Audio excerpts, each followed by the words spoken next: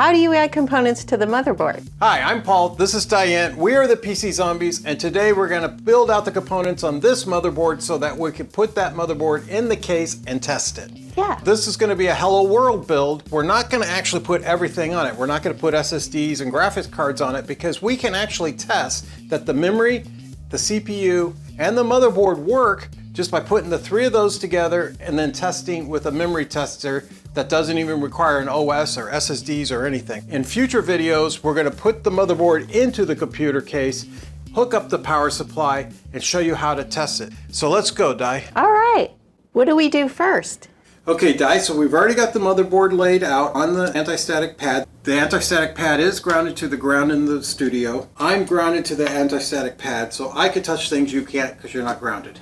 Yes, I understand. We also have the CPU sitting here, and again, always try not to touch any of the components, and especially don't touch the bottom of the CPU. We're grounded, but why risk it? First thing we're going to do is those switches I was talking about on the motherboard. This one over here is called the PCIe switch, and it's really just for debugging. And I can already see it's in the wrong position. I want it on auto, which is all the way to the left. Auto means it will automatically detect which generation PCIe each component is. So for example, you could set this to only do generation 3 or only do generation 4, and that only is useful to help you debug if maybe one of your SSDs is running too slow. Most of the time you just want to put it in auto and leave it at that. The only other thing on this board that's going to affect us is on your side, there's a jumper to do extreme overclocking. So right now we have that also in the correct location. Next we're going to install the CPU. Now remember I said there's a socket? That's the socket right here, Di.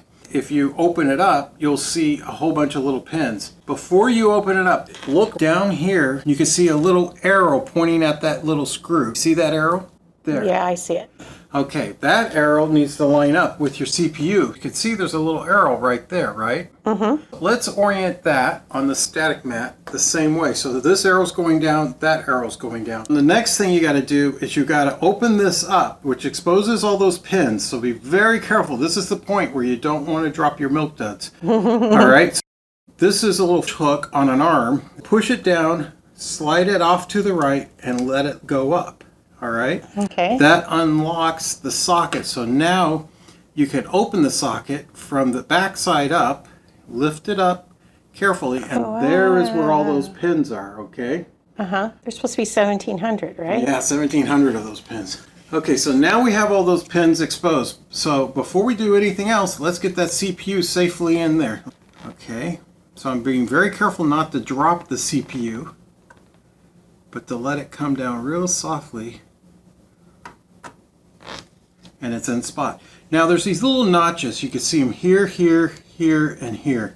Those will line up if you have your arrows pointed the right way, but just keep your arrows right and you'll be fine.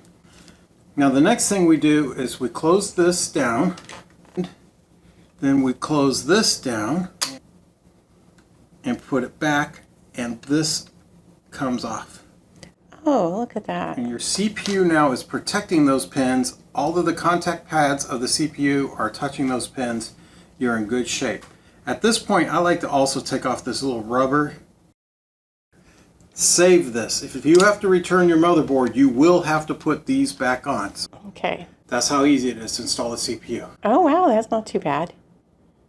It's a little bit scary, but it's not too bad. Sounds easy. Okay, Di, here's a cooler that I got that works with this socket. For Hello World, I like to use a little cheap cooler. It could save me a lot of money because I'm buying the top of the line graphics card and a bunch of other things. I like to make sure this works first. And I don't want to have to go to a refurbished graphics card because it doesn't work and I'm outside my return window. Here, we're going to find the back of the fan parts. In this case, you'll see if you look closely at this, each one of these pegs go back and forth. And the reason why is generally when they make a fan or a cooler, the part that goes on the back can work with either Intel CPUs or AMD CPUs of a certain generation, usually the latest generation. So you look at the holes here and you see they actually slide back and forth too to accommodate the cooler. Now this is a lot easier to put on right now. I'm going to lift up this motherboard and you see the back there. We're going to put this on through all those holes and then let it come back down. Kind of hang on to one of these pins and let it set down. Now that's really easy. That's really hard to do when it's all attached to a case. Yeah. In the case of the Intel, I want these little pins to be in the far back. So like you can see how they kind of can go forward and backwards even after they're on the motherboard. Make sure they're all in the far back in the case of this Intel motherboard. This case has these little standoffs that kind of hold the water cooler a little bit higher so that it touches this but doesn't go too far down. These go what looks like they're upside down. Once you got all these standoffs onto the post, put these on, and you want to have this is like a little bolt pointing up. That's what the radiator is going to rest on. So you want that bolt pointing up. So let's put these on. They go on the sides. Now we're not going to actually mount the radiator, but if we were, you can imagine they'd go like this or like this. Either side. One side is a little bit wider to accommodate for a fan. And so if you don't want the fan to hit your memory, you would probably not put it on like this. Or maybe you would. So we're not going to mount the radiator because it makes it hard to put the motherboard into the case, and it makes it hard to mount the memory if that radiator is on. But getting this back part done first, it really simplifies things for later on. So now we just put these nuts on. What you don't want to do when you're doing something like this is you never ever want to use an electric screwdriver to put in screws like these, or screws around your CPU, or anything for that matter, even these screws out here, because an electric screwdriver can over torque those screws, and you just need to get them on. In this case, I don't even need to have them tight because we're going to put that radiator on as soon as we get the motherboard in the case. So these are just temporary, ready to go. What do you think, Di? It's cool so far. All right, next thing, we're going to mount the memory. So we're going to put this radiator and fan aside for now, get the memory out, mount the memory, and then it's ready to go in the case. Okay. This is the memory we're going to put in, Di. These two sticks are going to go in here, but where do you put them? That's a very important thing to get right.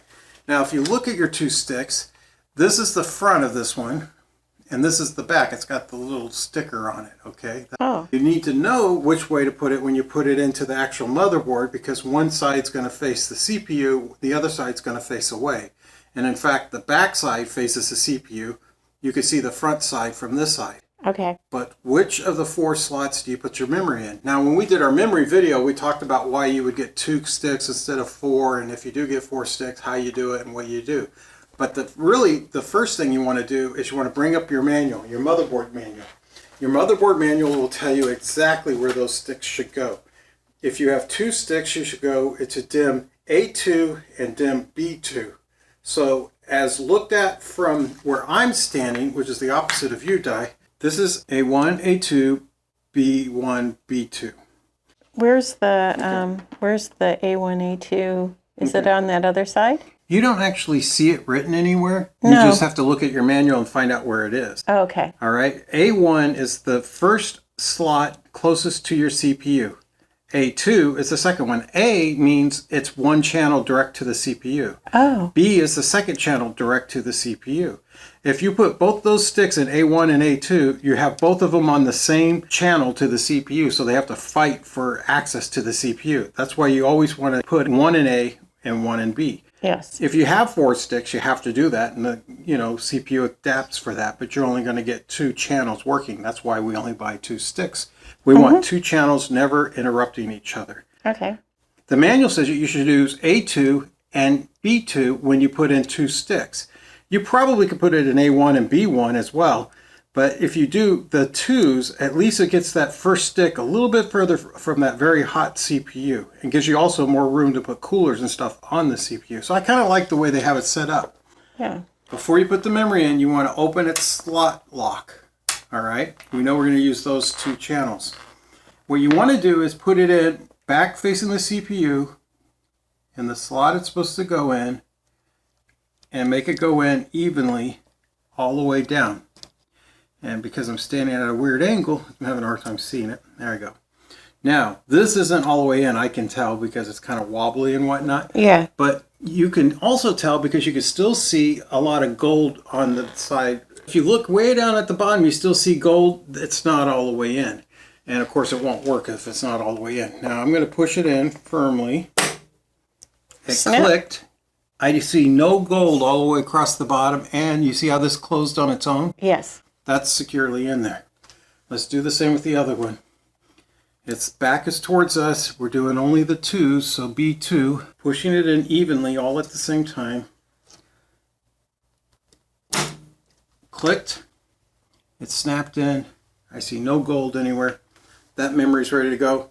This motherboard's ready to be put into the case. Then we could hook up the power supply. We could hook up the cooler. It's all ready to go. We're not going to do the SSDs until after we test it. We want to test that the memory and the CPU work with the motherboard. Okay. All right? All right. So let me come back to your side, Di, and we'll wrap up this video, okay? Okay. I just realized that camera's a little bit low, so I'm going to squat, Di, okay? Okay. Well, I learned a lot. So are you going to test me when I put together my computer? Oh, yeah, you're putting your own computer together. Hers is coming next after we finish building this one. Well, it seemed pretty easy. Yeah, it's pretty easy. It's not so bad. Just got to be careful. Don't bend your pins. Good luck, guys. Please subscribe to see the following videos as we put this computer together. And we love those thumbs ups. Thanks, guys. Bye. Thanks. Bye.